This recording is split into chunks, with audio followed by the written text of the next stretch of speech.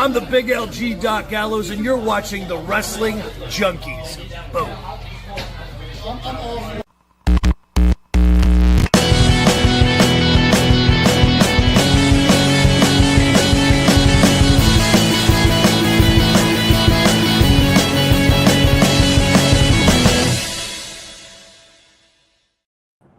Podcast Dad, were your last two words to me before the stream went live, let's make a baby? It might have been, yes. Welcome to the Wrestling Junkies podcast, guys. I hope everybody's doing well tonight. Thank you so much for joining us. I am Mr. Cincinnati. Podcast Dad is joining me remote. It is not a gimmick, everybody. Podcast Dad, how you doing over there? I'm good. I'm on the road. I'm currently driving safely, hands-free, of course. But, yeah, I have two children in the car. If you hear some crying and some whining, I apologize. But, yes, it is not a gimmick. It is Christmas time, and people don't know how to drive. So we're going to see how this goes. Can't argue with that. Yeah, remember to do so safely. But anyway, thank you to everybody joining me tonight. Us tonight, I should say. Podcast Dad, you're kind of missing out. I am wearing my onesie today. I kind of thought that this would be a thing we do, but, it's okay. Nah, you can't hear me. Anyway. What do we do? What? One person? Tell one person. Tell one person. I was just saying I'm wearing a onesie today. Hey, come on. You're wearing a onesie? I am wearing a onesie, yes. Here, I think the real question is, does it have a butt flap? No, it does not. Oh. Then what's the point? Because they're comfortable. That's what it is. And it's the holiday season. I figure if there's ever a time to wear a onesie and enjoy a meal as we talk all things pro wrestling, that tonight would be that occasion because we got a lot to talk about. So let's get on into it, everybody. As always, you can find us on X and TikTok at Junkies Pod. Like us on Facebook. Follow us on Instagram at Wrestling Junkies Pod. But most importantly, subscribe to our YouTube channel. We are at 551 subscribers. We're feeling froggy. Let's get to 600 by the end of the year. Podcast Dad, what's that magic number?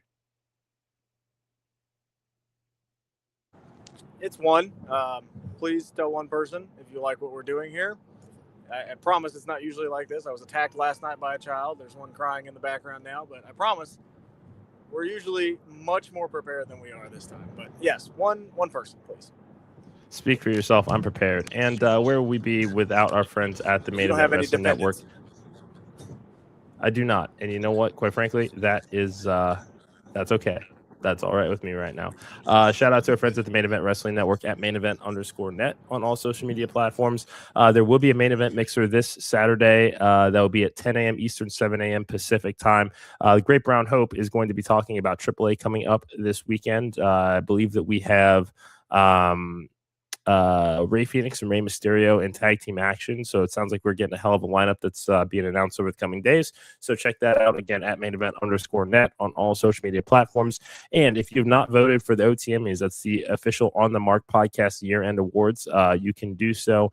Go follow them on X at pod at the mark or at mainevent_net. Podcast Dad, we've got a lot to talk about here when it comes to NXT, but the big news is new Women's North American Champion Thea Hail winning the championship last night, defeating Blake Monroe. It looks like there was a bit of a botch that took place, and people are starting to scramble because this has impacted the remaining television tapings that they have for 2025. So let me just get your initial thoughts on Thea as our new champ and kind of where things went wrong. Yeah, that was, I think the reaction was everywhere, right? Like from both the competitors to the ref to the announcers to the fans, like a lot of confusion. And yeah, it was a botch, but shit's live, and you kind of just got to go with it. So yeah, not the best moment they've had this year, for sure. I mean, great for Thea. Like, that's awesome. You could tell the emotion was there, and I feel like that was genuine. It's cool to see that, and maybe they can turn what's the phrase? Chicken shit into chicken salad. Maybe they can do something here. But my goodness, that was even when it happened, it was like, oh, that did not happen, did it? Like, it just did not seem like that was supposed to happen, and clearly from everything that we've seen, aftermath wise, it was not. leaves Blake Monroe in a very weird spot. Like, is this kind of force them to maybe just bring her up, like, or just go win back the title real quick? Like, I don't. Yeah, sometimes mistakes can bring out the best in creative. So we'll see what happens here. Yeah, no, there's quite a bit to unpack here. I know you've been working today, so probably didn't get a chance to check this out. But according to Fightful, there's an indication that this whole situation that will now lead to some policy shifts with talent. I guess talent that are booked for tapings are now going to be expected to stay until the end, which I guess that's a change that's happened over the years. It seems like the general old school rule is you stay until the show is over, but that didn't seem to be the case in NXT. So now it sounds like this is a bit of a scramble to kind of figure out, where to go with the story, and not a lot of time to do it. Who left? That we don't know. I mean, that's the thing, that there's no reports of what specific talents are being accused of this, but it sounds like this has been a thing that has been allowed. And now that there is a major hiccup that has led to a very real title change, that's the kind of thing that we I guess are going to be hearing about more. Nick, I mean, much like the bathwater, I mean, that's just, if they wanted to, they could, and God, they would figure out a way to do that. But you've already put it out there into the universe, so here we are. Yeah, turn it into a bar of soap, I'll buy it. But yeah, I don't know what they're going to do. Again, this is very rare that we see this. We don't see this too often. Where a mistake leads to a title change, and like you said, it's a very real title change. Like, it happened, and they're gonna have to run with this now. I don't know what they're gonna do. So, do they just pivot and go back and just say, "Hey, Blake Monroe win," and maybe they do a third match or whatever, or is it? I don't know. I don't know. Like, they're in a creative jam, that's for sure, and they have to figure out what exactly they need to do, and they need to do it quickly, because Blake Monroe was like a centerpiece of NXT. Like, she was going to be a big part of it. And now do they just throw her on the main roster now and just call it a day? Or do they just try to, hey, I'm going to win it back real quick? Like, I don't. Yeah. I wouldn't want to be in those shoes. I definitely wouldn't want to be in the ref shoes. So, but like, yeah, I mean, at the same point, like, we saw this on SmackDown a while ago with that huge botch, and like, what are you supposed to do, right? Like, it's a very, very hard situation to be in, and it sucks for that ref, and it sucks for the talent, but like, also, you're damned if you do, damned if you don't, right? So either way, it was going to be a major storyline coming out of NXT of, oh, this was a huge botched finish. Yeah, and Fernando saying, have Blake win it back next week, which is, I mean, that would be the easiest solution, is this is a one-off kind of, fluke sort of thing. And because it sounds like there were a lot of other talents who had this ripple effect as a result of this, that we're going to be in angles with Blake Monroe that have been impacted as well, because, I mean, we did see a couple of weeks ago, or last week, during the Open Challenge, the entire women's division was essentially out there, and Blake was surrounded by all of them before Thea came in and slipped in from behind the announce table to call her shot. So there are, there's quite a handful of talent that, are also going to, be affected. And, like Fernando's suggesting, which, I mean, again, easiest suggestion I think there is to book a rematch for next week, but we also don't know the taping schedule as far as what's going on for the rest of the year. So, I don't know if that complicates the logic of what we think should happen. But yeah, I mean, this is where we are. It looked like it was off the springboard senton. I think that I saw a report that Blake had just had the wind knocked out of her really badly and couldn't communicate that she needed a second. But I mean, ref's job is to count three, kind of even in those moments, is to keep the count, and then kind of explain it away later. But I don't know. It's a crummy situation for everybody involved. We're not, pointing fingers, casting blame, or, giving anybody shit for it. Bad days at work happen all the time to the rest of us. This is kind of just what happened here. But, we're talking about it because it involved a championship, and now things are a little bit chaotic right now. Yeah, I mean, again, you're damned if you do, damned if you don't. Either way, somebody was going to be talking about a botch in this match, so just it's a little bit more major than we usually do talk about. So, yeah. Again, mistakes kind of sometimes bring out the best in creative, kind of bring out the worst, but it at least forces you to be a little creative and to kind of explain away or make right of what happened. Yeah, it's a situation. We'll see how they handle it, and hopefully for the better, and hopefully it's just not as messy as that finish was. Yeah, we shall see. But moving on to the rest of NXT, Ricky Saints is a heel. That's pretty fucking cool. I'm sorry, what was that?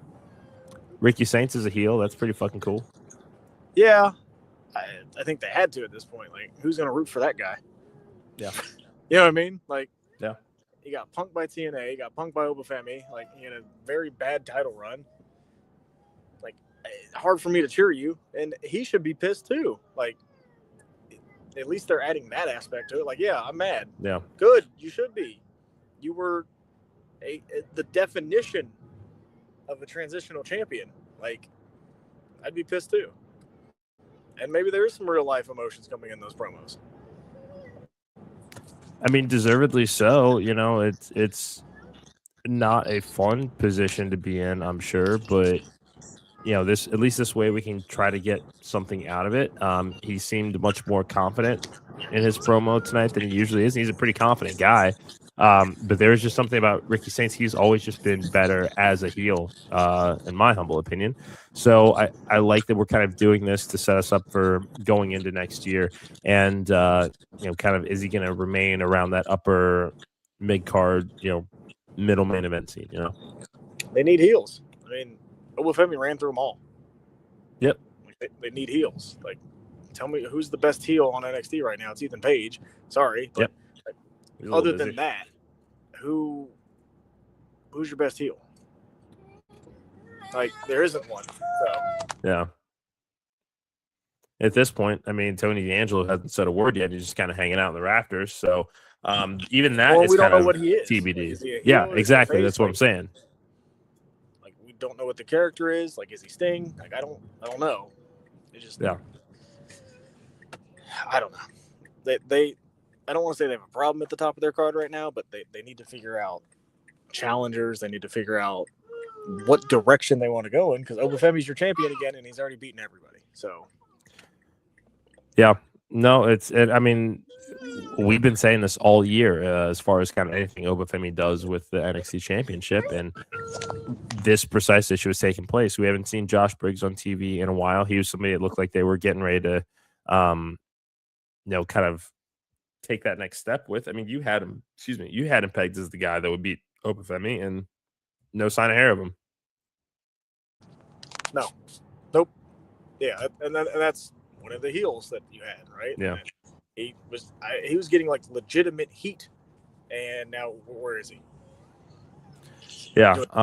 It would be nice to kind of see what more we can do with Jasper Troy, but he's going to be very limited by match length for the foreseeable future. Otherwise, he is somebody that you could, start to kind of, not necessarily strap the rocket to, but you could heat him up, going into January, get ready for like, something on Stand and Deliver, And it's, yeah, I mean, the whole up and down the card right now, like, who's your challenger for Ethan Page? Like all the champions right now don't really have huge challengers, so like, I don't want to say we're in kind of a lull because of the calendar and where we are, but we're in a little bit of a lull where we don't. I mean, yes, we're getting Javon Evans, Leon Slater, and Oba Femi, and that may be what happens, but yeah, long term wise, like, it's not gonna be Leon Slater because he's with TNA. So, I mean, that's the thing is, I mean, here he is as the number one contender going into New Year's Evil. I saw a theory about this on TikTok. I apologize that I don't remember who put the video up, but I didn't realize that they have this as an option for the X Division Championship. Is that it's called Option C or something like that, where they can essentially give up, could we see something like that happen with the NXT championship? Yeah, maybe. I mean, I remember Option C, like Austin Aries first did it. I think it was Terry that introduced it. Austin Aries did it, and then Chris Sabin did it. Somebody else might have done it as well, but yeah, like I know what you're talking about. I'd be interested. Sorry. No, you're good. So people are driving insanely right now. It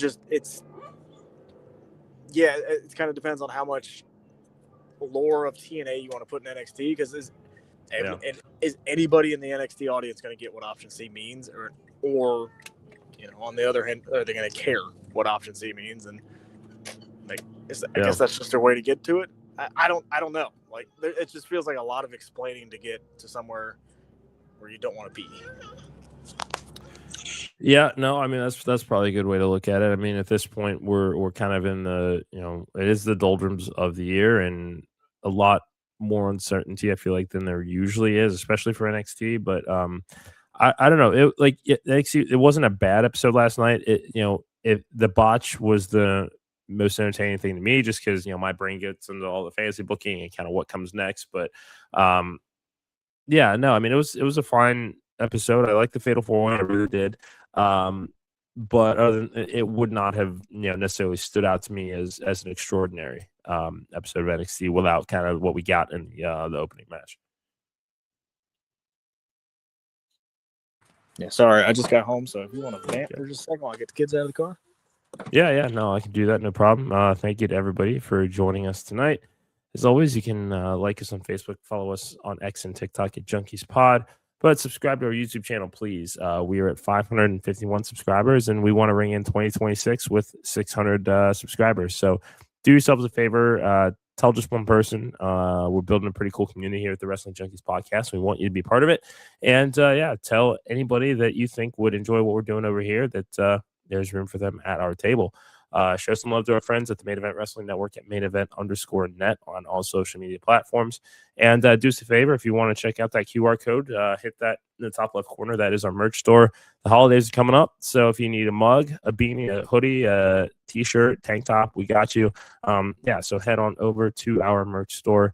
And as the podcast dad gets the children situated, and we'll see if he actually joins me for the back half of this show. I'm gonna pull up the Dynamite preview for tonight. I think we got some more Continental Classic going on. We've got Kyle Fletcher taking on Pac, and I think that's going to be the match of the night there. This is probably the best match of the tournament so far. I think I'm feeling pretty optimistic about this one. Also loved his interview with CVV. If you guys have not checked that out, there he is. That was fast. Yeah, taking my bundles of joy out of the car, something that I do every day, and I've gotten pretty skilled at that. I like it. We're talking a little bit of Dynamite. We got the Continental Classic roaring on. We've got Pac taking on Kyle Fletcher. Probably gonna be a match of the night right there. Interested to see which direction they go. They're clearly behind Pac, maybe leading the group of the Death Riders. They're also behind Claudio. So interested to see where they go, because I think a lot of people had Kyle Fletcher pegged to win this tournament this year. And I don't have the standings up in front of me, but we'll see. They have this Continental Classic. I feel like in past Continental Classics, we've had that one obvious winner, right? Yeah. This one kind of feels a little bit more open than years past, where it's like I'd be good with 2, 3, 4 guys winning this, and I wouldn't be upset. Yeah. So here's what we've got right now in the gold bracket. Okada, Speedball, and Kyle Fletcher are all tied with 6. Kevin Knight and Pac tied with 3. Jack Perry, Goose Egg. Blue, we've got Claudio and Takeshita tied at 7. And then Masquerada, Orange Cassidy, and Mox all tied at 3. And Roddy, Goose Egg. Yeah, Jack Perry, Goose Egg. How the mighty have fallen. Oh, yeah. Told you. Those pillars need to get changed. I'm not gonna. Okay. I'm not having this conversation with you. Am I wrong? Tell me I'm wrong. Oh, you're not wrong. Tell me I'm wrong, and then I'll shut up. If I'm wrong, I'll shut No, up. I don't know. You know that. But I'm not. I'm very rarely wrong, so that's the issue. Are the Bucks going to win 1 million euros tonight? Sure. Does it matter? It's all part of the gimmick, pal. Who are they wrestling? We have got them taking on let's see, Okada, Takeshita, and Hechicero. A handicap match? Triple threat or trios. Sorry, Kenny. Oh yeah, no, give me the Young Bucks and Kenny. Come on. Yeah, $250,000 each, and then they're just living. I love that BTE is also back. Yeah, I mean Hechicero will take that pin. So yeah, it's easy enough, and it's just more for Okada and Takeshita to fight about.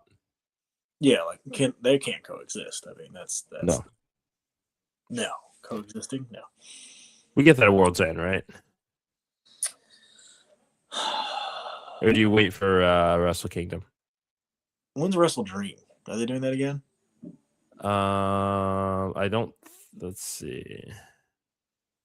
Wasn't that one last year that was in Japan? Yeah. Let's see. They had it in October. Or wait, this was St. Louis this year, but has not been announced for next year yet. Gotcha. I could see it at World's End. I could also see them dragging out just a little bit longer too. That's fair. Continental Classic kind of thing. Maybe they wait. Revolution. So they're both in that, right? The Continental Classic. Okada's in that too. Yeah. Because isn't he the defendant? He's the defending champion. Yeah.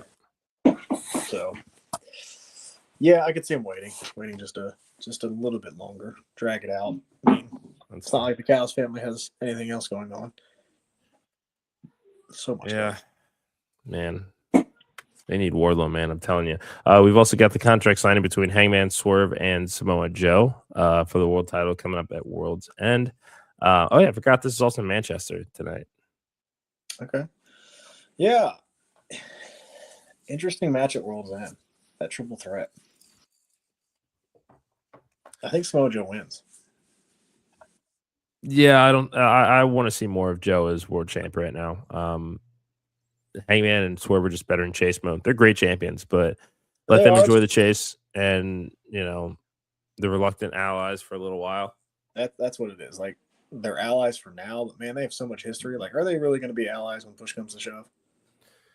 No, but I think they need an explosion. I just don't get that kind of coming from this program. Didn't Hangman burn your house down? And you're just going to forget. Like, it's hard to forgive somebody after that. If you burned my house down, I don't know if I'd ever talk to you again, let alone we're broken his house and, yeah. Like save you from getting beat up. Like, no, I'd probably go out there and watch.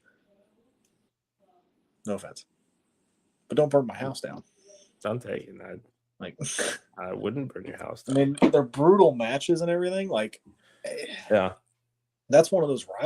That's one of those rivalries where I'm like, man, I don't need you guys to team up. Like, be rivals forever, and I'm okay with that.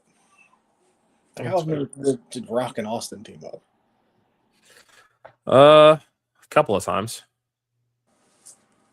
I mean, it was never like we're friends now. It was not. No. And that kind of feels like the way they're going. Like, oh, like Swerve had a change of heart. Like, I was a bad person. And Hangman's like, oh, yeah, I was too.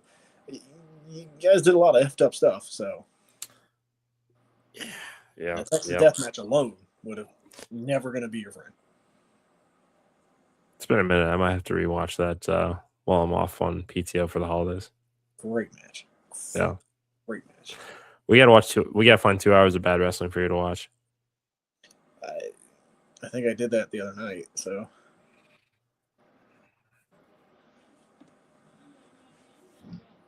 We just put. You know what isn't bad wrestling?